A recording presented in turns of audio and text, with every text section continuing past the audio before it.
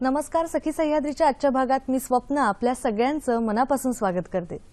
मंडळी, कालच आपण सगळ्यांनी हुताशनी पौर्णिमा अर्थातच होळी पौर्णिमा अतिशय उत्साहात साजरी केलेली आहे आणि आज धुलीवंदन. सर्वप्रथम सगळ्या रसिक प्रेक्षकांना धुलीवंदनाच्या हार्दिक शुभेच्छा. पण हे रंग खेळत असताना मंडळी आपण आपल्याही नकळत आपल्या शरीरावर या रंगामधल्या रसायनामुळे घातक परिणाम होत असतात, नाही का? त्यामुळे हे सण किंवा उत्सव उत्साहात साजरे करत असताना आपण आपली आणि आपल्यामुळे इतरांचं नुकसान होणार नाहीये ना याची काळजी घेणार आहोत. आणि सगळ्यात महत्त्वाचं आपलं ज्ञानेंद्रिय, अतिशय नाजूक असं ज्ञानेंद्रिय म्हणजे डोळा. त्यामुळे हे रंग खेळत असताना आपण आपल्या डोळ्यांची काळजी नक्कीच घेणार आहोत आणि ती घ्यायलाच हवी. हे सगळं सांगण्याचा आज उद्देश हा की 12 मार्च ते 18 मार्च हा जो सप्ताह आहे तो वर्ल्ड ग्लोकोमा वीक अर्थातच जागतिक काचबिंदू सप्ताह म्हणून पाळण्यात येतो. खरं तर भारतातल्या अंधत्वाच्या प्रमुख काही कारणांपैकी काचबिंदू हे एक खूप महत्त्वाचं कारण आहे. मग नेमकं काचबिंदू म्हणजे काय आहे किंवा त्याचे निदान कसं केलं जातं, त्याच्यावर उपचार पद्धती कशा आहेत, या सगळ्या अनुषंगाने आज आपण जाणून घेणार आहोत आजच्या सखी सह्याद्रीच्या भागात. आजचा आपला विषय काय आहे तो पाहून घेऊया. आज जागतिक काचबिंदू सप्ताहानिमित्ताने आपला विशेष कार्यक्रम काचबिंदू आणि त्यावरील उपचार. आणि या महत्त्वपूर्ण विषयावर मार्गदर्शन करण्यासाठी आपण आमंत्रित केलेले आहे डॉक्टर सुहास हळदीपूरकर यांना. सर नमस्कार. नमस्कार. सखी सह्याद्री कार्यक्रमात अतिशय मनापासून स्वागत करते. सरांबद्दल ओळख करून द्यायची म्हणजे गेली 35 वर्ष सर नेत्रतज्ञ म्हणून कार्य करतच आहेत. पण अतिशय महत्त्वाचं सांगण्याचं म्हणजे आज जे फेकोतंत्र सर्वसामान्यपणे मोतीबिंदूच्या शस्त्रक्रियेसाठी वापरलं जातं, भारतामध्ये हे तंत्र सर्वप्रथम प्रचलित करण्याचं श्रेय डॉक्टरांना जातं. नेमकं काचबिंदू विषय जाणून घेत असताना मोतीबिंदू आणि काचबिंदू याच्यामध्ये फरक काय आहे किंवा यासाठी शस्त्रक्रिया कोणत्या कोणत्या कराव्या लागतात, आधुनिक उपचार पद्धती या सगळ्यासाठी कशी उपयोगाला पडते, मुद्दे अनेक आहेत आणि या मुद्द्यांची सविस्तर चर्चा आणि सविस्तर मार्गदर्शन आपण सरांकडून करून घेणार आहोत. तुमच्याही मनात काही शंका असतील, काही प्रश्न असतील तर आमच्यापर्यंत थेट येऊ द्या. संपर्कासाठी आमचे दूरध्वनी क्रमांक आहेत 24908005 फिरवायचा आहे मुंबईत बाहेरच्या प्रेक्षकांनी आणि जे प्रेक्षक मोबाईलवरून फोन करणार आहेत त्यांनी. नेहमीप्रमाणे आपण 2 गोष्टी पाळणार आहोत. प्रश्न जेव्हा विचाराल तेव्हा आपल्या दूरदर्शन संचाचा आवाज थोडासा कमी ठेवा म्हणजे तुमचा आवाज, तुमचा प्रश्न आमच्यापर्यंत व्यवस्थित येऊन पोहोचेल. आणि विषय कळलेला आहे, अतिशय महत्त्वाचा विषय आहे, त्यामुळे विषयाच्या अनुषंगाने नेमके प्रश्न जर तुम्ही विचारले तर आपली ही चर्चा उत्तरोत्तर खुलत जाईल आणि आपल्याला आपल्या सरांकडून जास्तीत जास्त मार्गदर्शन करून घेता येईल. लगेचच करूया चर्चेला सुरुवात. सर पुन्हा एकदा मी या कार्यक्रमात स्वागत करते. 12 मार्च ते 18 मार्च हा सप्ताह जागतिक काचबिंदू सप्ताह म्हणून पाळण्यात येतो. तर सर्वप्रथम या सप्ताहाविषयी, या सप्ताहाच्या प्रयोजनाविषयी काय सांगाल सर? सर्वप्रथम मला आज ह्या प्रोग्रामला आपण बोलवलं त्याकरता सह्याद्री वाहिनी आणि आता मला उलटसुलट प्रश्न विचारून तुमच्यापर्यंत माहिती पोहोचवणाऱ्या स्वप्ना आणि ऑडिओ व्हिज्युअल टेक्निकल स्टाफ यांना सगळ्यांना मी धन्यवाद देतो. आणि आज आम्ही धुळवडीच्या निमित्ताने जेव्हा वेगवेगळ्या रंगाचे खेळ खेळत असताना असे कित्येक काचबिंदूने पीडित असे लोक आहेत ज्यांना हा प्लेजर घेता येत नाही. अशा लोकांना मी आजचा प्रोग्राम डेडिकेट करतो. आणि कमिंग बॅक टू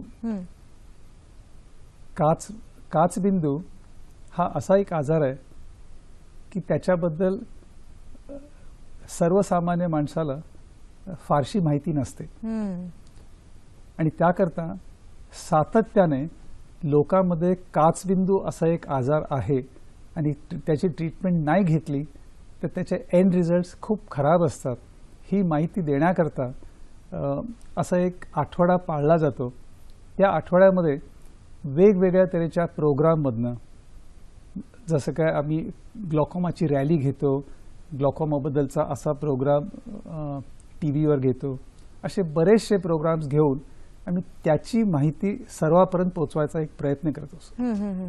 म्हणजे आपण असं म्हणू शकतो की सर्वसामान्य लोकांपर्यंत अजून काचबिंदूबद्दल तितकीशी जागरूकता निर्माण झालेली नाही किंवा होतीये, आणि हे सगळं होण्याच्या अनुषंगाने एक निमित्त म्हणून हा सप्ताह पाळण्यात येतो लोकांमध्ये जागृती करण्यासाठी. पण सर, मग मुळात अगदी सुरुवातीला काचबिंदू म्हणजे नेमकं काय, काय सांगाल? काचबिंदू म्हणजे काय, या प्रश्नाचं तुम्ही फुल क्वेश्चन घेऊ शकता किंवा शॉर्ट नोटमध्ये सांगू शकता. आणि अगदी थोडक्यात सांगायचं झालं तर हा एक डोळ्याचा असा एक आजार आहे ज्यामध्ये अगदी हळुवारपणे आपली नजर कमी कमी होत जाते आणि त्याची अजिबात आपल्याला कल्पना येत नाही. आणि जेव्हा खरोखर आपल्याला कळतं की माझी नजर आता कमी झालेली आहे, तेव्हा फार उशीर झालेला असतो. कारण हा इनफॅक्ट काचबिंदू हे नाव कशावर आलं हे अजून मला कळलेलं नाही आहे. कारण सगळीकडे भारतामध्ये काचबिंदू आणि मोतीबिंदूमध्ये खूप मोठं कन्फ्युजन असतं आणि आपण सतत त्या आजाराशी ह्याला कम्पेअर करत असतो.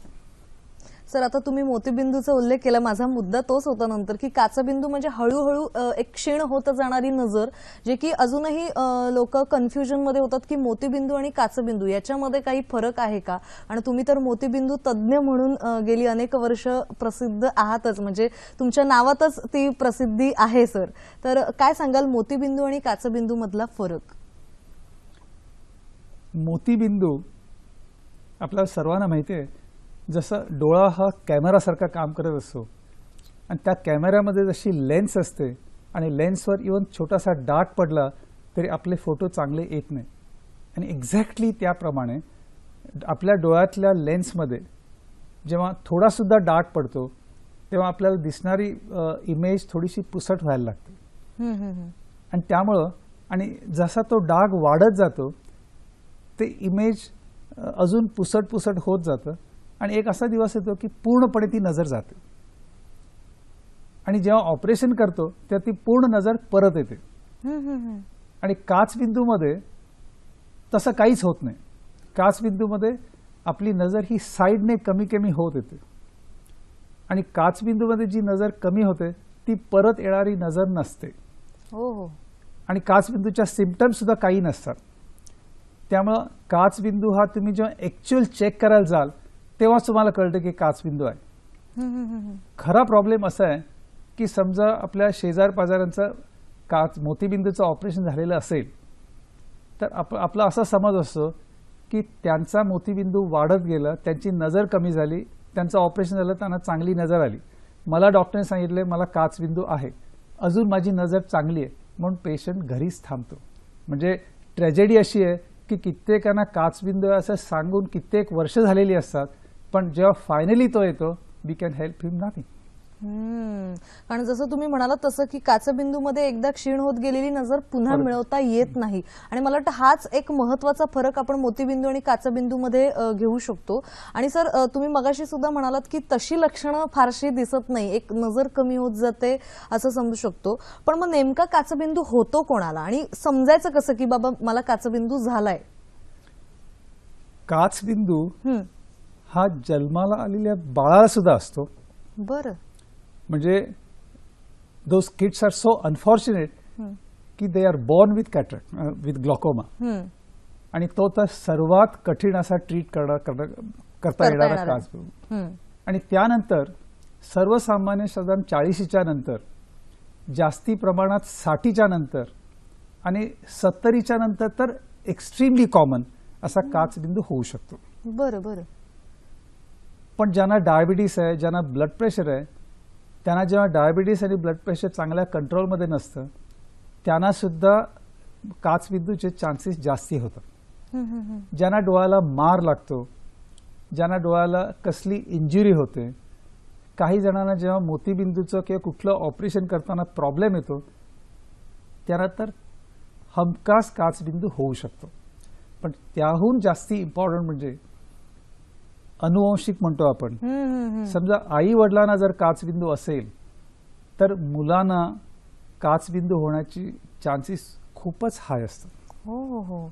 त्यामुळं जर आई वडिलांना कोणाला जर काचबिंदू होता अशी हिस्ट्री असेल तर 40च्या नंतर प्रत्येक पेशंटने काही त्रास नसताना सुद्धा डॉक्टरकडे जेव्हा तुम्ही तपासायला जाल तेव्हा त्यांना हा एक विषय सांगितला पाहिजे, डॉक्टर माझ्या आईला काचबिंदू होता, वडिलांना काचबिंदू होता. अर्थात तुम्ही न सांगता सुद्धा काचबिंदूचा तपास हा आम्ही करतोच, पण काही वेळा एका स्पेशल इंटरेस्टने केला जातो, काही स्पेशल टेस्ट केल्या जातात, तेव्हा ही माहिती देणं खूप इम्पॉर्टंट. बरोबर. सर, जसं तुम्ही म्हणाल तसं की काही डोळ्यांना मार लागल्यानंतर किंवा मधुमेह किंवा तत्सम आजार असतील तर काचबिंदू होतो, आणि सगळ्यात महत्त्वाचं म्हणजे हा आजार अगदी म्हणजे आपण म्हणू शकतो 100% अनुवंशिक आहे. जर आई वडिलांना असेल तर तो मुलांमध्ये येतो. पण मग नेमका काचबिंदू झालाय हे ओळखायचं कसं? म्हणजे त्याची लक्षणं तुम्ही म्हणालात की सर्वसामान्यपणे दिसून येत नाही. मग साधारण कमी होत जाणारी नजर किंवा चष्म्याचा वारंवार बदलणारा नंबर ही एक लक्षणं असू शकतात का? चष्म्याचा नंबर वारंवार बदलणं हे जास्ती करून मोतीबिंदूचं लक्षण असू शकतो. बरं. कारण कित्येकदा साधारण 40च्या नंतर 2-2.5 वर्षांनी आम्ही चष्म्याचा नंबर बदलायला जातो. 50च्या नंतर अजून कमी वेळा जातो. 60च्या नंतर 1-1 वर्ष, 2-2.5-3 वर्ष नंबर बदलत नाही. पण त्यावेळी जर सातत्याने 3-3 महिन्यांत जर नंबर बदलायला लागला तर ते एक डेफिनेट कारण असतं की कदाचित मोतीबिंदू होण्याची शक्यता आहे. पण काचबिंदूमध्ये सहसा हा प्रॉब्लेम आम्हाला दिसून येत. बरं. सर, मग ह्या सगळ्यामुळे म्हणजे काचबिंदूमुळे नजर कमी होत जातेच, आणि नंतर तुम्ही म्हणाल की पुन्हा न मिळवता येणारी ती अशी नजर असते. मग ह्याचं निदान कसं केलं जातं? एक तुम्ही उदाहरण दिलंय की समजा अनुवंशिक असेल तर ते अगदी डॉक्टरांना व्यवस्थितपणे किंवा स्पष्टपणे सांगणं फार महत्वाचं असतं, अदरवाईज डॉक्टरना तपासणीमध्ये समजून येतच. मग ह्या सगळ्याचं निदान कसं केलं जातं? काचबिंदू झालाय. जर आता आपण लहान मुलांचंच घेतलं तर तुम्ही ह्याच्यावर स्क्रीनवर बघाल तर आता हे म्हणजे अगदी 4 किंवा 5 दिवसाचा मूल आहे. बरं.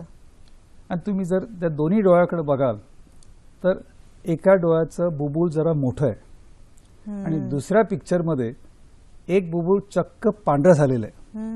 म्हणजे this child both the children are born with glaucoma. हो. आणि ह्याला आम्ही कंजेनायटल ग्लॉकोमा म्हणतो किंवा बुफ्थॉल्मॉस असं म्हणतो. बरं.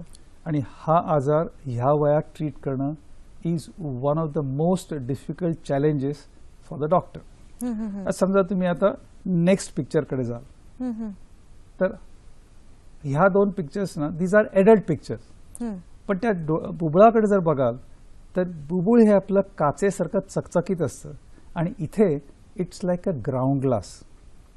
जेव्हा ग्राउंड ग्लास म्हणजे त्या बुबुळाला आता सूज आलेली आहे आणि बुबुळाला सूज यायला one of the commonest reasons म्हणजे डोळ्यातलं प्रेशर वाढणं. काचबिंदू म्हणजे डोळ्यातलं प्रेशर वाढतं. आता बघा, ह्या जर पिक्चरकडे बघाल तर ह्याच्यामध्ये ते बुबुळ असं ग्राउंड ग्लास सारखं झालेलं आहे आणि ह्याला आम्ही लेझर केलं की दुसऱ्या क्षणी ते बुबुळ असं होतं. मग इट बिकम्स क्रिस्टल क्लिअर. हो. जेव्हा बुबुळ असं काचेसारखं असतं तेव्हा त्यातनं इमेज फॉर्मेशन चांगलं होतं आणि जेव्हा ते दुधी काचेसारखं किंवा ग्राउंड ग्लास सारखं होतं तेव्हा इमेज सगळी ब्लर्ड होते. म्हणजे काचबिंदूमध्ये असे प्रायमरीली 2 प्रकार असतात. एक प्रकार असतो त्याला आम्ही एक्यूट किंवा क्लोज्ड अँगल असं म्हणतो आणि आत्ता मी दाखवलेलं पिक्चर त्या क्लोज्ड अँगल ग्लॉकोमाचं एक उदाहरण आहे. मग जिथे काचबिंदू झाला की पटकन कळतच, मग अशा वेळी तुम्ही लेझरने किंवा औषधाने पटकन ट्रीट करू शकता आणि पूर्ण नजर रिकवर होते. बरं. पण there is another major section, त्याला आम्ही ओपन अँगल ग्लॉकोमा म्हणतो आणि त्या टाईपच्या काचबिंदूमध्ये काहीच सिम्पटम्स नसतात. म्हणजे लकीली 40पर्यंत तो काचबिंदू फारसा दिसून येत नाही. पण जेव्हा तुम्ही नंबर काढण्याकरता आपल्याला डोळे तपासण्याचा ओकेजन साधारण 1 ते 1.5 वर्षातनं येत असतो. पण आपल्याकडे कॉमन ट्रेंड काय असतो की नंबरच काढायचे ना, चला आपण चष्माच्या दुकानात जाऊन काढू. पण त्या जर वेळी तुम्ही आय स्पेशलिस्टकडे जाऊन जर नंबर काढाल तर you are, and if you don't do it you are missing an opportunity. कारण एकदा तुम्ही नंबर काढायला गेलात की तुमचे बरेचसे सगळे आजार एका लुकमध्ये डॉक्टरांना कळतात आणि त्यावेळी त्यांना काचबिंदू आहे की नाही पटकन कळतं. 40च्या नंतर आम्ही मुद्दाम त्या काचबिंदू करता वी लुक फॉर इट आणि थोडा सुद्धा डाऊट आला की there is a battery of test समजा पेशंटने सांगितलं मला डायबिटीस आहे आणि डायबिटीस साधारण 10-15 वर्ष राहिला ना की डायबिटीसच्या कॉम्प्लिकेशन्स व्हायला लागतात डोळ्यामध्ये, आणि तेव्हा तर we literally look for it. म्हणजे काचबिंदू हा नॉर्मली 40च्या नंतर आम्ही बघतोच, 60च्या नंतर तर 100%. समजा एखाद्या पेशंटला आणलं 75 इयर्स ओल्ड, त्यानंतर काचबिंदू असण्याची शक्यता खूप हाय असते. पण हा एक लाईफस्टाईल डिसीज आहे. म्हणजे कुठल्या काचबिंदूला ट्रीट करावं, कुठल्या काचबिंदूला सोडून द्यावं, हा एक इंडिव्हिज्युअल डिसिजन असतो. आता ॲट द एज ऑफ, कारण ह्या काचबिंदूचं एक मोठं वैशिष्ट्य म्हणजे this is the slowest growing disease. म्हणजे आज काचबिंदू आहे असं तुम्हाला मी सांगितलं की त्याला अंधत्व याला 25 वर्ष पण लागतील, 20 वर्ष पण लागतील. तेव्हा आपण किती घाई करावी, हा, कारण you have to look at lifestyle. म्हणजे आपण 3-3, 4-4 औषधं पेशंटला देऊन जर पेशंटची लाईफस्टाईल जर बिघडणार असेल, कारण नाहीतरी 10 वर्ष त्याला अंधत्व येणार नसतं, पण ज्याला येणार किंवा ज्याचं प्रेशर जास्त आहे त्याला मात्र अगदी तातडीने आम्हाला प्रेशर कमी करावं. म्हणजे आपण असं म्हणू शकतो सर की आपल्या डोळ्यांमध्ये काहीतरी किंवा आपल्या शरीरामध्ये काहीतरी वेगळे बदल होत आहेत हे जाणवल्यानंतर घरीच बसून न राहता योग्य तो तज्ञांचा सल्ला घेणं केव्हाही चांगलं, कारण का डोळा हा आपला अतिशय महत्वाचा नाजूक भाग आहे, नाही का. आपल्याला एक फोन आलेला आहे, संजीव देशपांडे आपल्याशी बोलतात नेरूळहून. नमस्कार. हॅलो, नमस्कार. हा, बोला. हा डॉक्टर नमस्कार. माझ्या वडिलांचं वय 77 वर्ष आहे आणि त्यांची 2 डोळ्यांची मोतीबिंदूची ऑपरेशन होऊन गेली आणि त्यानंतर एका डोळ्याच्या रेटिना खराब झाल्यामुळे तो डोळा गेला. दुसऱ्या डोळ्यामध्ये काचबिंदूचं ऑपरेशन 4-5 वर्षापूर्वी झालं, पण त्यानंतर हळूहळू दृष्टी कमी होत गेली की आता सध्या 5 ते 10% दृष्टी आहे आणि दिवसेंदिवस अजून कमी होते. तर आपण काचबिंदूबद्दल तुम्ही सांगितल्याप्रमाणे आपण नेहमी ऐकतोच की दृष्टी आता काही परत येणार नाही. तर परत एकदा मला आपल्याला प्रश्न विचारायचा आहे की आता ही दृष्टी कमी कमी होते आणि 5% आली, तर ही दृष्टी याला काही उपाय आहे का? ही वाचवू शकतो का निदान, एवढी काही उपाय आहे याला? बरोबर, धन्यवाद. सर, काय सांगाल त्यांच्या प्रश्नांना की 77 वर्ष वय आहे आणि 2 वेळा मोतीबिंदूंचं ऑपरेशन झालेलं आहे, एका डोळ्याचं काचबिंदूचं सुद्धा झालेलं आहे आणि दृष्टी कमी होत गेलेली आहे.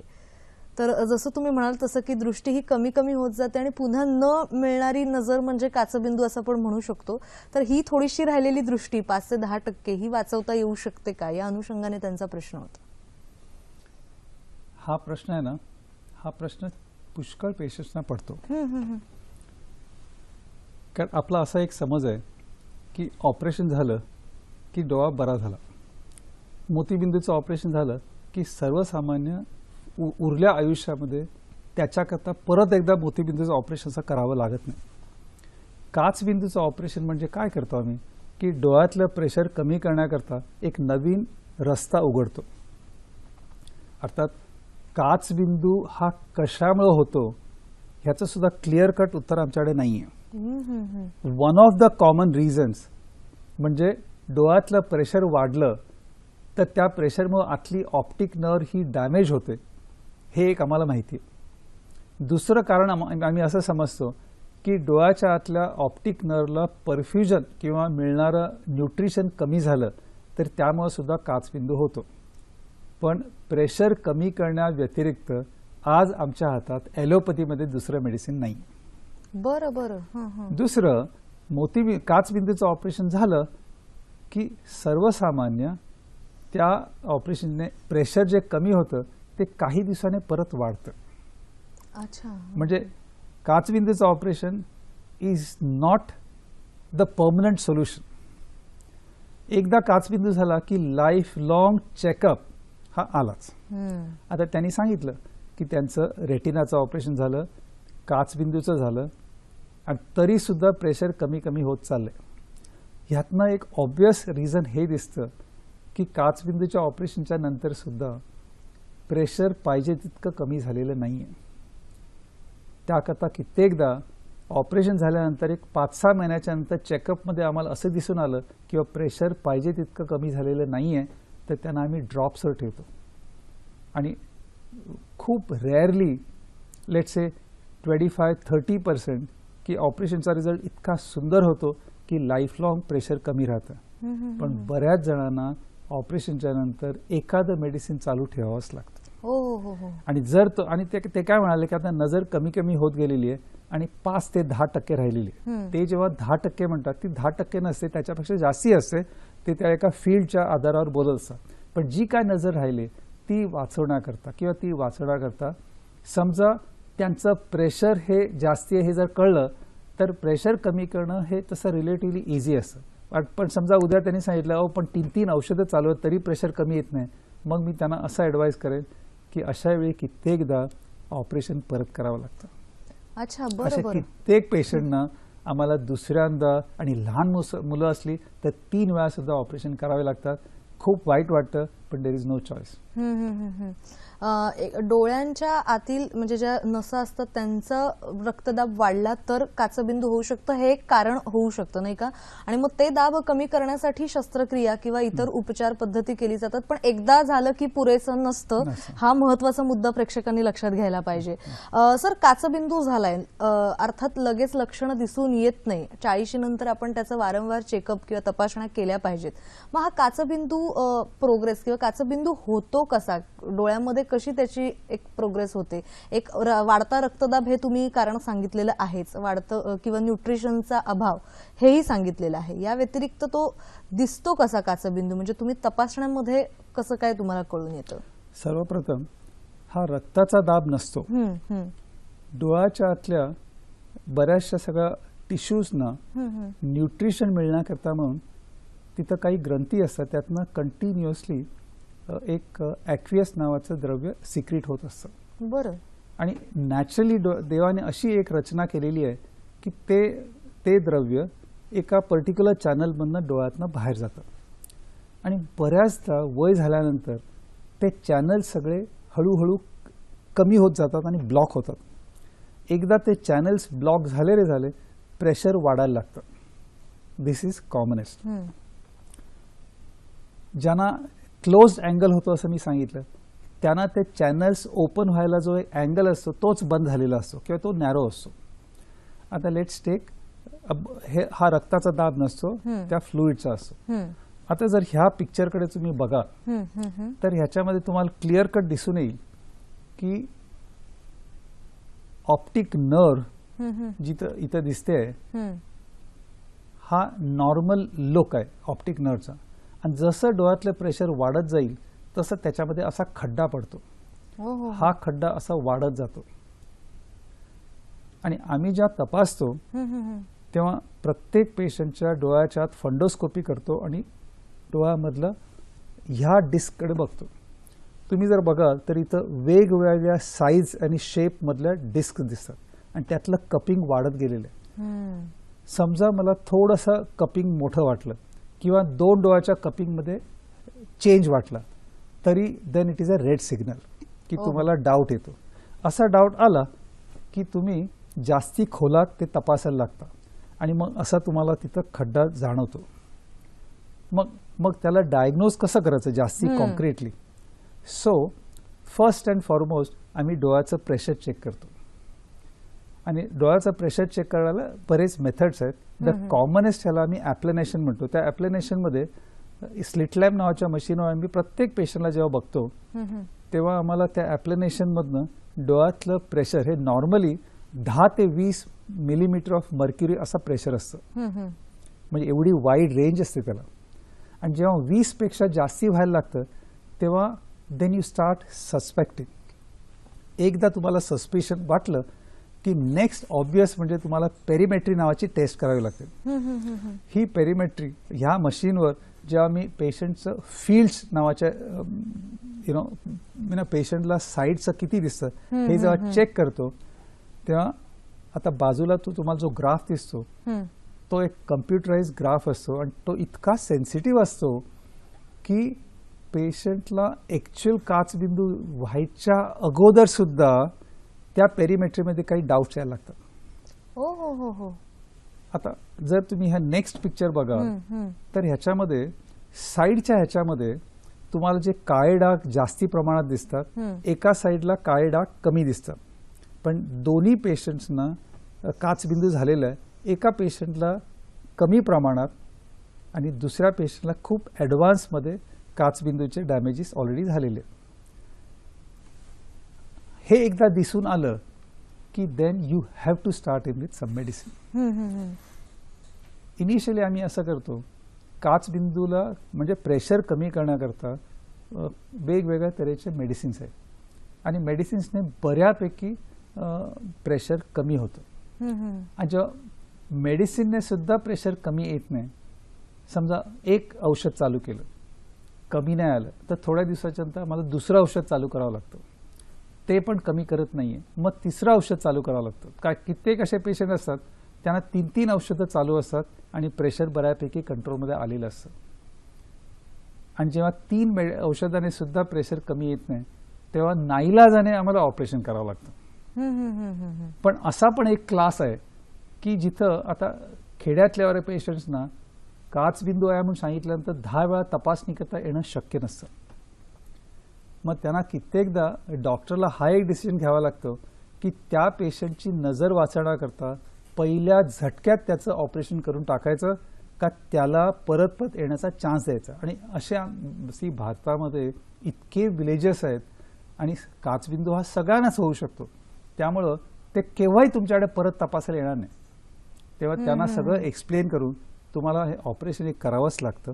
तो एक क्लास वेगळा. पण समजा अर्बन क्लास जो असतो आणि जो एज्युकेटेड असतो, अवेअर असतो, तो तुम्ही सांगाल तितक्या वेळा येईल. पण एक लक्षात ठेवा, आज तुम्ही सगळे हा प्रोग्राम बघताय, तुम्हाला डॉक्टरने काचबिंदू आहे हे कन्फर्म सांगितल्यानंतर 10 वेळा बोलवलं तरी प्लीज गो. कारण हा आजार टायट्रेट करण्याकरता, म्हणजे तुमचं प्रेशर अमुक एक लेवलला आणून ठेवण्याकरता तुम्हाला 10 वेळा जावं लागलं तरी जा. आणि एकदा तो टायट्रेट झाला की मग 6 महिन्यातनं किंवा 9 महिन्यातनं ही टेस्ट करा. आणि असं आहे की आज तुम्ही एक औषध चालू केलं, ते औषध छानपैकी तुम्हाला तुमचं प्रेशर कमी करतंय, पण नेमकं 3 महिन्याच्या नंतर त्या औषधाचा इफेक्ट निघून जातो आणि हे आपल्याला कळत नाही. आम्हाला वाटतं अरे 3 औषध चालू आहेत पण काय उपयोग होत नाही, त्यामुळे चेक केल्याशिवाय कळत नाही. म्हणजे चेक करणं हे खूप नेसेसरी असतं. अर्थात हा खूप महत्त्वाचा मुद्दा सर तुम्ही इथे सांगितलेला आहे की औषधोपचार आहेत, आधुनिक उपचार पद्धती सुद्धा आहेत, पण तो पुन्हा पुन्हा हळूहळू बळावत जाणारा आजार आहे असं पण म्हणू शकतो. त्यामुळे वेळोवेळी किंवा तज्ज्ञांच्या योग्य सल्ल्याने वेळोवेळी तपासणी करणं फार गरजेचं आहे, नाही का? सर, मगाशी तुम्ही सांगितलं की मोतीबिंदू आणि काचबिंदू याच्यामध्ये सुद्धा गल्लत बरीच वेळा होते आणि मोतीबिंदूंचं ऑपरेशन झाल्यानंतर गेलेली नजर पुन्हा मिळू शकते, पण काचबिंदूचं तसं नाही आणि तिची लक्षणं, त्याचे उपचार तुम्ही सांगितलेले आहेच. मोतीबिंदू तज्ज्ञ म्हणून तुम्ही गेली अनेक वर्ष काम करता आहात, तर पेशंट्स जास्त मोतीबिंदूचे असतात की काचबिंदूचे आपल्या इकडे? आणि दुसरी गोष्ट, कसा आहे अनुभव एकंदरीत तुमचा? मोतीबिंदू हा प्रत्येक पेशंटला केव्हा ना केव्हा होईलच. बरं बरं.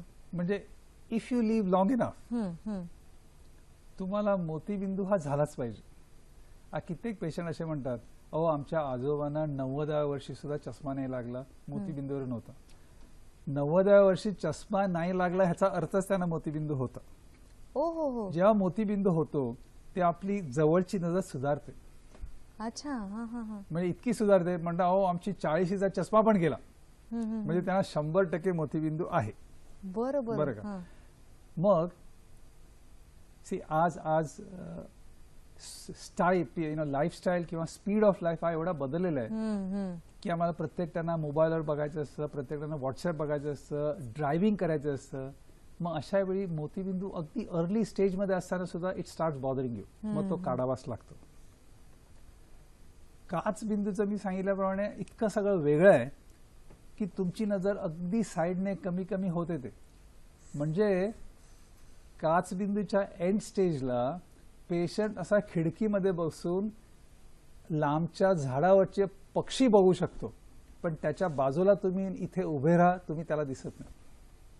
म्हणजे ती नजर अशी कमी कमी होत येते आणि अगदी अखेरीस ट्युब्युलर होते. म्हणजे त्या ट्यूब मध्ये तुम्ही अगदी लांबचं बघू शकता, पण नेमकं तुमच्या समोर उभं राहिलेला माणूस तुम्हाला दिसत नाही. हे काचबिंदूच्या बाबतीत आहे. मोतीबिंदूमध्ये तुम्ही आज मोतीबिंदू आहे असं सांगितल्यानंतर तुम्हाला जर नजर सगळी व्यवस्थित वाढत असेल तर तुम्ही आज करा, 1 वर्षाने करा, 2 वर्षाने करा, इट डझंट मॅटर. फक्त मोतीबिंदूच्या पेशंट आम्ही हे सांगतो की जेव्हा मोतीबिंदू पूर्ण पिकतो तेव्हा देर आर 2 स्टेजेस. एक तर तो फुगतो किंवा तो सुकतो. तो फुगला तर तो त्याला क्रॅक येते आणि तुम्हाला काचबिंदू होतो. हो हो हो हो. तेव्हा मोतीबिंदू अर्ली स्टेजमध्ये असताना तुम्हाला जर नजरेची काही डिफिकल्टी असेल तर करून घ्या. तुम्हाला डॉक्टर मोतीबिंदू आहे म्हटल्यानंतर घाबरून करायची अजिबात जरूर नाही. म्हणजे आज मी हे अगदी कॉमनली बघतोय, मोतीबिंदू आहे असं डॉक्टरने सांगितलं की पेशंटला हुरूर लागलेली असते, केव्हा एकदा तो मोतीबिंदू मी काढून टाकेल. मोतीबिंदू हा तुम्हाला नजरेचा त्रास असेल, तुमचं कुठं अडत असेल तरच करून घ्या. काचबिंदू आहे असं सांगितल्यानंतर त्याच्या मागे राहा, त्याचा ट्रीटमेंट ही कंट्रोलमध्ये ठेवण्याकरता. नॉर्मली मोतीबिंदूला घाई नाही असं मी सांगितलं, पण जेव्हा मोतीबिंदू काढायची वेळ येते तेव्हा इट्स एक्स्ट्रीमली बिग सायन्स. म्हणजे मोतीबिंदू कसं काढणं ह्याच्यामध्ये सुद्धा वेगवेगळ्या मेथड्स आहेत. आणि काढल्यानंतर लेन्स जी, एक तर मोतीबिंदू खूप वर्षापूर्वी म्हणजे 50 वर्षापूर्वी मोतीबिंदू काढला की आम्ही लेन्स घालत नव्हतो, जाड भिंगाचा चष्मा देत होतो. पण आज मोतीबिंदू काढला की मी लेन्स टाकतो. त्या लेन्समध्ये इतके वेगवेगळे प्रकार आहेत, म्हणजे प्रत्येक पेशंटला जी लेन्स सूट होईल हे ठरवण्यामध्ये आमचा जो वेळ जातो ना त्यापेक्षा कमी वेळामध्ये ऑपरेशन होतं. म्हणजे मोतीबिंदूमध्ये काउन्सिलिंग हा एक मोठा प्रश्न आहे. पण ते काचबिंदूच्या बाबतीत थोडंसं वेगळं आहे. काचबिंदूमध्ये खूप वेगवेगळ्या तऱ्हेची ऑपरेशन नाही आहेत. तरी सुद्धा आता देर आर सम 5-6 डिफरंट, म्हणजे लेझर पण केलं जातं, नवीन टेक्नॉलॉजी वापरली जाते. पण अगेन लाईक आय सेड, काचबिंदूमध्ये आम्ही अजून मोतीबिंदूसारखं सक्सेस अचीव्ह केलेले नाही. त्यामुळे लक्षणं दिसल्यानंतर मला वाटतं डॉक्टरांचा योग्य तो सल्ला घेणं केव्हाही चांगलं, हेच मला वाटतं आपलं सांगणं आहे मगाचपासून, नाही का? सर, याच विषयी बोलूया. आपण एक फोन आलेला आहे, नायगाव वसईहून आपल्याशी बोलतायत. नमस्कार. हॅलो. हॅलो, हा नमस्कार. माझा उजव्या डोळ्याला जरा कमी दिसते, धुंदला दिसते. माझी वय 70 आहे. लेफ्ट डोळ्यामध्ये बराबर आहे. मी लेफ्ट डोळा बंद करतो तर राईट डोळ्याहून मला धुंदला दिसते जरा. बरोबर. धन्यवाद. सर, काय सांगाल? डावा डोळा व्यवस्थित आहे पण उजव्या डोळ्यामध्ये थोडं धुरकट दिसतंय. धुरकट दिसणं हे काय काचबिंदूचं तसं प्रायमरी लक्षण नाहीये. बरं. धुरकट दिसणं ॲट द एज ऑफ 70 म्हणजे मोतीबिंदू असण्याची शक्यता दाट आहे. अर्थात मोतीबिंदूमुळे त्यांना काचबिंदू पण असेल, that is just a possibility. पण धुरकट ज्यांना दिसतं त्यांनी एनिवे तपास तर घेतलंच पाहिजे. तपासानं समजा असं जाणवलं की त्यांना मोतीबिंदू तर आहेच आणि त्याच्याबरोबर काचबिंदू सुद्धा आहे, मग जी ट्रीटमेंट त्यांना योग्य आहे ती केली जाते. आणि सर्वसामान्य जेव्हा मोतीबिंदू काचबिंदू हे दोन्ही आजार असतात आणि ऑपरेशन करायची वेळ येते मोतीबिंदूला, तेव्हा वी प्रेफर की बा दोन्ही ह्याची ऑपरेशन आम्ही एकदम करतो. म्हणजे मोतीबिंदूचं करा आणि नंतर परत त्यांना औषधावर ठेवा असं न करता, see that is one opportunity की एनिवे तुमचं मोतीबिंदूचं ऑपरेशन होणारच आहे ना, त्याच्यावर अजून एक थोडासा वेळ लागतो, पण काचबिंदूचं तुम्ही उरकून घ्या. ही आमची एक सांगायची हे असते, टेंडन्सी असते. बरोबर. सर, तुम्ही मोतीबिंदू आणि काचबिंदू यांच्यामध्ये नेमका कसा फरक आहे, किंवा जसं तुम्ही म्हणाल तसं की ऑपरेशन करायचं म्हटलं कीच पेशंटला एक मानसिक आधार द्यावा लागतो आणि त्याच्यामध्ये तुमचा जास्त वेळ जातो. आतापर्यंतचा तुमचा अनुभव हेच सांगतोय. फेको तंत्र जे आहे मोतीबिंदूच्या शस्त्रक्रियेसाठी, ते भारतामध्ये पहिल्यांदा प्रचलित करण्याचं जे श्रेय आहे ते तुम्हाला जातंय, तर त्याविषयी काय सांगाल सर? असं आहे, आज सुद्धा साधारण एक 40 ते 50% डॉक्टर्स असे असतील की ज्यांना फेको टेक्निकच्या अगोदरची एक चांगली टेक्निक होती, त्याला आम्ही स्मॉल इन्सिजन सर्जरी म्हणायचो. म्हणजे ती खरोखर अशी एक छान टेक्निक आहे. आणि भारतामध्ये जेव्हा इतके म्हणजे लाखो आणि मिलियन्स ऑफ कॅटरॅक्ट पेशंट्स, आम्ही त्याला कॅटरॅक्ट बॅकलॉग म्हणायचो. म्हणजे तुम्ही जर नॉर्थमध्ये किंवा आता आमच्याकडे आम्ही आज रायगडमध्ये लक्ष्मी ही एक सर्वात मोठी NGO आहे इन आय केअर. आणि आमच्याकडे दिवसाचे साधारण 40 पेशंट फ्री ऑपरेशन केली जातात. बरं बरं. आम्ही त्या पेशंटना अगदी खेड्यापाड्यातनं आणतो, आदिवासींना आणतो, सगळ्यांना आणतो आणि त्यांची ऑपरेशन करून पाठवून देतो. ते का करतो? कारण ह्यांना एरवी कुठेही जाऊन ऑपरेशन करून घ्यायची ताकद नसते. मग त्यांना ऑपरेशन करताना फेकोसारखी सॉफिस्टिकेटेड टेक्निक आपण वापरू शकत नाही. बरोबर. आणि ते वापरून करण्याचं त्यांना काय कौतुक नसतं. त्यांना चांगली नजर मिळण्याशी मतलब, आणि ती चांगली नजर आपण फेकोच्या अगोदरची जी टेक्निक होती त्या टेक्निकने आम्ही देत असतो. त्या टेक्निकमध्ये सुद्धा आम्ही टाके वगैरे घेत नाही. पण फेको काय आहे की फेकोमध्ये मशीन वापरलं जातं आणि अगदी छोट्याशा इन्सिजनमधनं ते केलं जातं. त्यामुळं ऑपरेशनच्या नंतर जी नजर मिळते त्याची क्वालिटी, आम्ही असं म्हणतो आजकाल ह्या नवीन लेन्सेस जे आलेले आहेत त्यामध्ये ॲट द एज ऑफ 25-30 जी नजरेची क्वालिटी होती, काय असे आपली नजर ही 40च्या थोडी थोडी कमी होत जाते. म्हणजे मोतीबिंदू नसला तरी सुद्धा ही नजर कमी होत, म्हणजे त्याची क्वालिटी कमी होते. ह्या लेन्सेस बसवल्यानंतर तुम्ही त्या क्वालिटीचे विजन एक्सपेक्ट करू शकता. ती मिळवण्याकरता फेको सारखी टेक्निक ही वापरावीच लागते.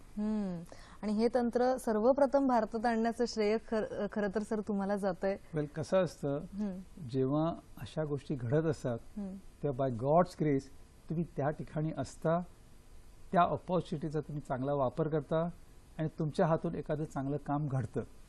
त्यामध्ये मोठं श्रेय घेण्यासारखं सर, हा नसतं. तुमचा मोठेपणा आहे खरं तर. म्हणजे तसं आज सुद्धा अख्ख्या भारतातनं किंवा इव्हन युरोपमधनं असे बरेचसे डॉक्टर आमच्याकडे येतात शिकायला. म्हणजे तुम्हाला कल्पना, बऱ्याच जणांना कल्पना करता येणार नाही, भारतामध्ये सगळेच डॉक्टर्स मोतीबिंदूचं ऑपरेशन खूप चांगलं करतात. आमच्या हातामध्ये ती शैली असते सगळ्यांच्या.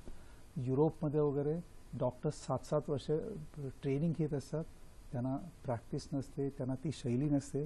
त्यांना भारतात येऊन कुठल्या तरी एका ट्रेनिंग सेंटरमधून शिकावं लागतं.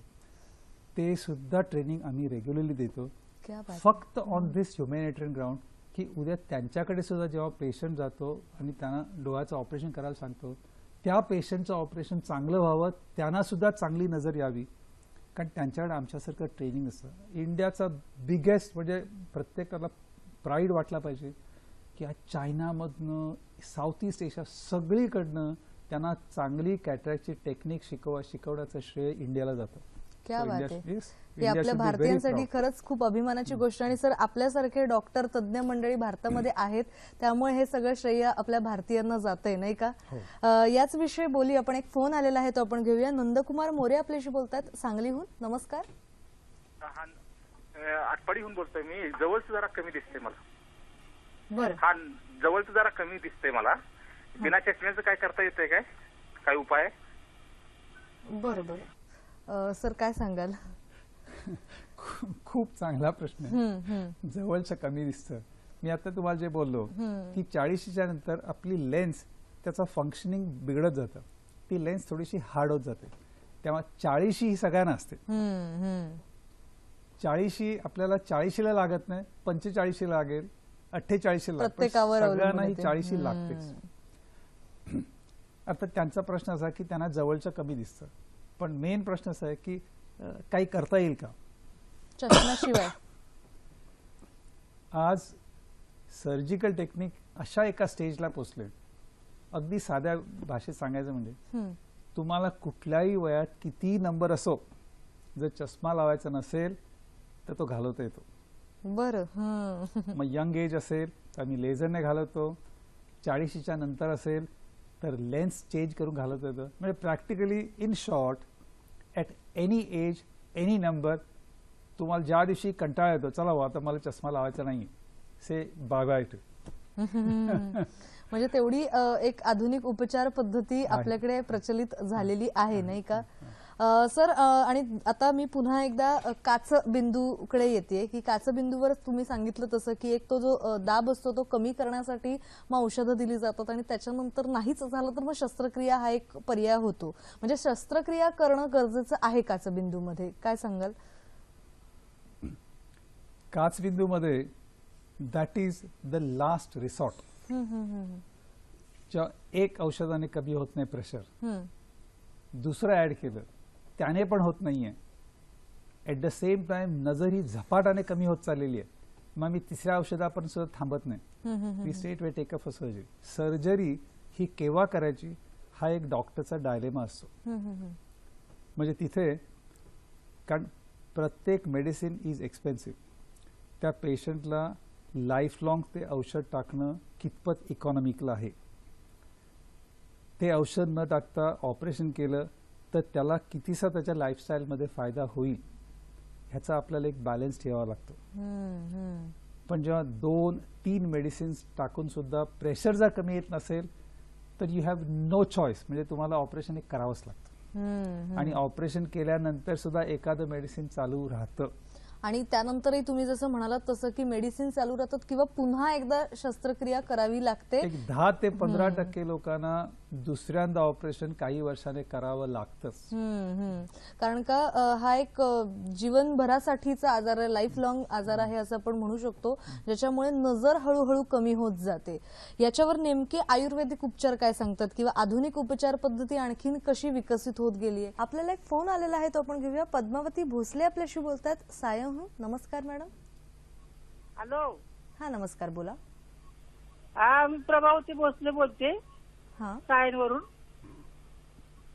प्रश्न विचारा मॅडम. हॅलो. आपला प्रश्न हा विचारा बोलते मॅडम. मी. ते डॉक्टर साहेब आहेत ना, त्यांच्यावर सांगायचं मला जरा की डोळ्याचे अंदाज दिसते बघा काय. बरं, काही तांत्रिक दोषामुळे किंवा अडचणीमुळे फोन कट झालेला आहे. डोळ्यासमोर अंधारी सारखं दिसते असं त्यांचा सांगण्याचा उद्देश होता. सर, काय सांगाल? हा तसा बऱ्यापैकी वेग प्रश्न आहे. डोळ्यासमोर अंधारी दिसणं ह्याला खूप कारणं असतात. डायबिटीसच्या पेशंटला किंवा ज्यांना ब्लड प्रेशर असतं त्यांना समजा अशी कंप्लेंट असेल तर थोडंसं सिरियसली त्याच्या विषयाकडे बघावं लागतं. ते 2 आजार जर नसतील किंवा कंट्रोलमध्ये असतील तर डोळ्यासमोर दिसणारी अंधारी फ्रेशली चालू झालेली असेल तर चष्म्याचा नंबर काढून निघून जाते. चष्मा लावून सुद्धा थोडंसं धुरकट दिसत असेल तर कदाचित मोतीबिंदूची सुरुवात झाली अशी आम्ही समजतो. पण त्याचा तसा काचबिंदूशी संबंध नाही. बरं सर, मोतीबिंदू असो किंवा काचबिंदू असू देत, चष्म्याच्या नंबरवर एकंदरीत कसा परिणाम होतो? तुम्ही मगाशी सांगता सांगता उदाहरण दिलं होतं की 90चे आजोबा असले आणि तरी चष्मा नव्हता, म्हणजे मोतीबिंदू डेफिनेटली झाला होता. हे मगाशी तुम्ही उदाहरणादाखल सांगितलं होतं. मग मोतीबिंदू किंवा काचबिंदू ह्या दोन्ही विकारांमध्ये नेमका चष्म्याच्या नंबरवर कसा परिणाम होत जातो? चष्माच्या नंबरवर परिणाम हा मोतीबिंदूचाच होत असतो. बरं बरं. हा हा हा. कारण जसा मोतीबिंदू वाढेल तसा हा नंबर बदलणारच. दुसरा म्हणजे समजा ज्यांना डायबिटीस असतं आणि जर त्यांचा डायबिटीस कंट्रोलमध्ये नसेल तर त्यामुळे सुद्धा नंबर हा कमी जास्ती होत असतो. काय असतं, डोळ्याच्या आत जी लेन्स असते त्याच्यात काही प्रोटीन्स असतात आणि आपल्या डायबिटीस वाढलं किंवा कमी झालं तर त्या लेन्समध्ये थोडंसं हायड्रेशन होणं, त्या लेन्सचा साईज मोठा लहान होणं असं होतं आणि नंबर थोडाफार चेंज होतो. एकदा मोतीबिंदू यायला लागल्यानंतर इनव्हेरिएबली त्यांची लेन्स जास्ती जास्ती हार्ड होत जाते आणि त्यांचा मायनस साईडला नंबर वाढत जातो. ज्यांना प्लस नंबर असतो चष्म्यामध्ये तो कमी कमी होऊन एक दिवशी निघून जातो. कित्येकदा पेशंट डॉक्टर मला लांबचं दिसत नव्हतं, चष्मा लागला, आता मला लांबचं स्वच्छ दिसायला आलं, म्हणजे कळलं की हा आता मोतीबिंदू करता कॅन्डिडेट झाला. म्हणजे नंबर बदलणं हे मोतीबिंदूमध्येच असतं. काचबिंदूमध्ये सहसा काचबिंदूचा चष्म्याच्या नंबरशी तसा संबंध नसतो. पण समजा काचबिंदूचं आम्ही ऑपरेशन केलं किंवा एखादं औषध टाकल्यानंतर तात्पुरती डोळ्यामध्ये थोडासा फरक आला तर ट्रान्झिएंट आपला चष्म्याचा नंबर बदलणं असं होतं. काचबिंदूचं ऑपरेशन झालं, काचबिंदूच्या ऑपरेशनमध्ये आपल्या बुबुळाचा शेप काही वेळा बदलतो, तेव्हा चष्म्यामध्ये सिलेंडर येणं जाणं हे सगळं होत असतं. पण these are all minor things. Majority म्हणजे ब्रॉडली सांगायचं म्हणजे बिटवीन द टू काचबिंदू फारसा चष्म्यावर फरक देत परिणाम करत नाही. परिणाम करत नाही, पण मोतीबिंदू करतो. सर, आता अगदी तंत्रज्ञानाचं जग आहे, धावतं जग आहे, आणि आपण अगदी म्हणू शकतो की या तंत्रज्ञानामुळे जग जवळ झालेलं आहे आणि माध्यम आहे अर्थातच संगणक, इंटरनेटच्या माध्यमातून. आणि सारखीच अगदी आजची तरुणाई जी आहे ती कम्प्युटरवर खूप जास्त वेळ आपला घालवत असते, कामाच्या निमित्ताने किंवा इतर काही निमित्ताने. तर मग अशा वेळेला डोळ्यांवर कितपत परिणाम होत असतो किंवा डोळ्यांची काळजी नेमकी कशी घेतली पाहिजे या सगळ्यामध्ये? अनफॉर्च्युनेटली काय झालेलं आहे की आजच्या ह्या फास्ट युगामध्ये बॉडी ही आपली ह्याची जी रचना आहे ना ती ह्या सगळ्या गोष्टी करता बनवलेली नव्हतीच. 8-8 तास क्लोज चेंबरमध्ये कम्प्युटरच्या समोर बघत एअर कंडिशन ॲटमॉस्फिअरमध्ये बसणं ह्याकरता देवाने आपले डोळे बनवलेच नव्हते, बरं का. पण आता नाही. आणि प्लस आपली एक बायोलॉजिकल क्लॉक असतं. आपण सकाळी ठराविक वेळी उठतो, ठराविक वेळी झोपतो. तुम्हाला 2 शिफ्ट आणि 3 शिफ्टमध्ये करायचं म्हटलं, आता ते ह्याच्यामध्ये करतात ना, कम्प्युटर त्यांना बसावं लागतं. अरे your body is not meant for that. त्यामुळे प्रॉब्लेम्स हे तुम्हाला होणारच. मग आता त्यातून तोडगा काय काढायचा? एअर कंडिशन रूममध्ये आपले डोळे ड्राय होतात, त्यामुळे you have to take care of that. कम्प्युटरच्या समोर तुम्ही जेव्हा इतका वेळ बसता तुमचे डोळे कॉन्स्टंटली ते एका फिक्स डिस्टन्सलाच फोकस्ड असतात, त्यामुळे डोळ्यावर खूप स्ट्रेन येतो. म्हणजे कम्प्युटर विजन सिंड्रोम हा होतो आणि त्यामुळे डोळ्यांना इरिटेशन होणं, डोळे लाल होणं हा प्रॉब्लेम सतत होत असतो. मग त्याकरता मी पेशंटना काही आयुर्वेदिक उपाय करायला सांगतो. They something called palming. म्हणजे तुम्ही डोळे असे बंद करा, अगदी अलगद बंद करा, डोळ्यावर असा क्रॉस हात ठेवा विदाउट प्रेसिंग ऑन द आयज, आणि डोळे बंद करून एक कुठलाही बाहेरचा उजेड डोळ्यावर जायला देऊ नका, म्हणजे ब्लॉक द लाईट. आणि जेव्हा तुम्ही डोळ्यासमोर खूप असा डार्क अंधार बघाल, तो अंधार बघत असताना just imagine, you can just imagine for example Om, आणि just try to look at it, and म्हणजे डोळ्यांना रिलॅक्स करा. सी समहाव तुम्हाला डोळ्याने रिलॅक्स करावं. किंवा दर 15 मिनिटाने कम्प्युटरमधनं नजर काढा, खूप लांबवर बघा, जवळ खिडकी असेल तर खिडकीच्या बाहेर बघा. 1-2 मिनिटं बघितल्यानंतर डोळे थोडे रिलॅक्स होतात. आणि लुब्रिकंट नावाचं औषध टाका, म्हणजे ड्रायनेस जातो. अशा काही गोष्टी कराव्या. बरोबर. सर, इथे मला एक मुद्दा असा विचारायचा आहे की जसं तुम्ही म्हणाल तसं की मोतीबिंदू असेल तर चष्म्याच्या नंबरवर परिणाम होतो, पण लहान मुलांमध्ये सुद्धा आपल्याला चष्म्याचे नंबर वारंवार बदलताना दिसत आहेत, सध्याच्या या जीवनशैलीमुळे म्हणा किंवा इतर अनेक कारणांमुळे.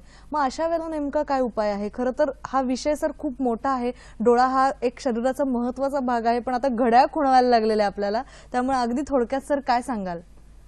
लहान मुलांना जर चष्माचा नंबर आला तर चष्म्याचा नंबर हा दरवर्षी बदलणारच. मग तुम्ही चष्मा लावा नका लावू, कारण काही वेळा असं म्हणतो तुम्ही चष्मा नाही लावला ना मुलांनी तर नंबर वाढेल. वाढणारा नंबर हा तुम्ही लावा न लावा वाढणारच. तेव्हा जसा तो नंबर वाढत जातो तसं तुम्हाला चष्मा बदलत राहावा लागतो. तेव्हा दरवर्षी चेकअप हे आलंच. आणि लहान मुलांना आम्ही स्कूल आय चेकअप करतो. हे का? कारण कित्येकदा घरी आई वडिलांना कळत पण नाही, कारण ऑब्वियस शाळेमध्ये स्कूल आय चेकअप करताना आम्हाला कळतं की एखादा डोळा लेझी आहे, एखाद्या डोळ्याचा नंबर खूप मोठा आहे. कारण असं आहे, लहान मुलांना डोळे इतके सेन्सिटिव्ह असतात की इवन साध्या 2 डोळ्यामधल्या नंबरात फरक असला आणि जर चष्मा दिला नाही गेला तर ज्या डोळ्याचा नंबर जास्ती आहे त्या डोळ्याचा वापर होत नाही आणि तो डोळा लेझी होतो. म्हणजे लेझी आय हा एक खूप कॉमन असा विषय आहे. त्याकरता regular checkup in the schools हे खूप इम्पॉर्टंट आहे. अगदी जाता जाता सर काय सांगाल, नेमकी डोळ्यांची काळजी कशी घ्यायची कुठल्याही वयात? खरं तर असं आहे की एक तर 40 पर्यंत तसा फारसा प्रॉब्लेम नसतो. बरेचसे डोळ्याचे आजार हे नंतरच होत असतात. त्यामुळे 40 पर्यंत काही कंप्लेंट असेल तर तुम्ही चेकअपला जा. 40च्या नंतर कंप्लेंट्स नसल्या तरी चेकअपला जा. अगदी अगदी सर, याच मुद्द्यावर मला वाटतं हा तुम्ही खूप छान मुद्दा उपस्थित केलेला आहे की वय कुठलंही असू देत, अगदी महत्वाचं म्हणजे 40 नंतरचं आयुष्य. त्यामुळे तपासणी ही करणं गरजेचंच आहे. जर तुमच्या नजरेत बदल होत असतील तर वारंवार तपासणी करणं आणि योग्य नेत्र तज्ज्ञांचा सल्ला घेणं महत्वाचं. आणि जर बदल होत नसतील तरी सुद्धा तपासणी केव्हाही चांगले, म्हणजे हा एक प्रतिबंधात्मक उपाय नक्कीच होऊ शकतो. कसा वाटला आजचा कार्यक्रम हे आमच्यापर्यंत जरूर पोहोचवा. फेसबुकचं माध्यम आहे, ईमेल आयडीचं माध्यम आहे. फेसबुकसाठी तुम्हाला टाईप करायचं आहे www.facebook/sakhisayadri.dd या आमच्या फेसबुक पेजला तुम्ही भेट देऊन तुमच्या प्रतिक्रिया नोंदवू शकता. याशिवाय sakhisayadri@gmail.com हा आहे आमचा ईमेल आयडी, ज्यामध्ये तुम्ही मेल्सद्वारे सुद्धा तुमचे अभिप्राय नोंदवू शकता. आज मात्र कार्यक्रमात इथेच थांबण्याची अनुमती घेते. सर, तुम्ही इथे आलात आणि खूप छान विषयावर मोलाचं मार्गदर्शन केलं, त्याबद्दल सखी सह्याद्री परिवारातर्फे मनापासून मी धन्यवाद. जाता जाता 1 मिनिट जर घेऊ शकलो अगदी तर जाता जाता मी सर्वांना एक माझ्या जिव्हाळ्याच्या विषयाबद्दल टच करेन की आय डोनेशन. आपली अखेरचा जेव्हा प्रवास चालू असतो, दुसऱ्या लाईफला आम्ही जात असतो, तेव्हा जाता जाता एक चांगलं काम करून जा. म्हणजे तुम्ही नेत्रदान करा, कारण त्या नेत्रदानातनं तुम्ही ज्या पीडित माणसाला दृष्टी द्याल तो सतत तुमच्या नावाने खूप आठवण उपकार, काढेल आणि तुमचं जाता जाता एक अजून तुमच्या पुण्यामध्ये अजून एक भर पडेल. मला वाटतं Thank you आजच्या so या much. धुलीवंदनाच्या दिवशी आपण हीच प्रतिज्ञा नक्कीच सगळ्यांनी करूया.